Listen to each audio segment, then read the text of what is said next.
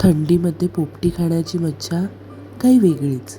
चला बघूयात पोपटी कशी बनवली जाते. हा आहे बांबुड्याचा पाला, जो आपण स्वच्छ पाण्याने धुवून घेणार आहोत.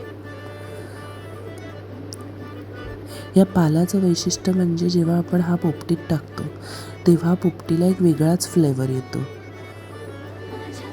त्याचसोबत मॅरिनेटेड चिकन आहे.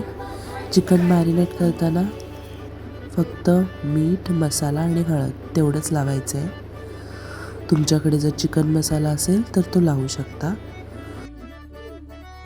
एक छोटंसं मडकं घ्यायचं आणि त्याच्यात आपण आधी पाला, मग मटार आणि पावटा किंवा वाल टाकायचा.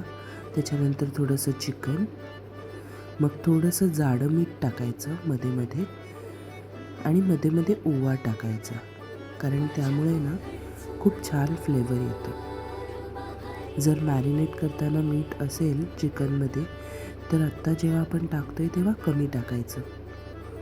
पूर्ण वालाचे दाणे गेले की त्याच्यावरती आपण अंडी टाकणार आहोत.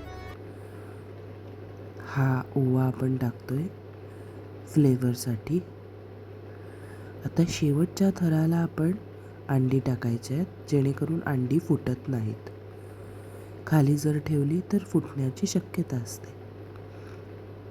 हे गेले वालाचे दाणे आणि मटार. आता आपण अंडी टाकणार आहोत.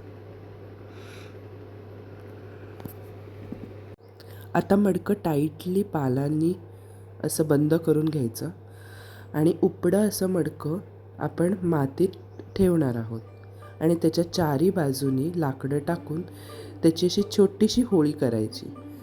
म्हणजे आग लावायची आणि मस्तपैकी ते जे चिकन, अंडं सगळं आहे ते या आगीत मग शिजून निघतं.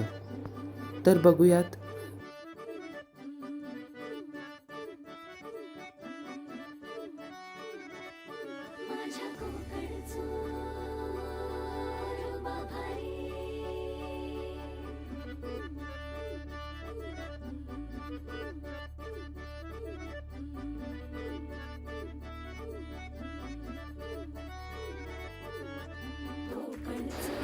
वीस ते 30 मिनिटापर्यंत आगीत अशी मडकं ठेवायचं.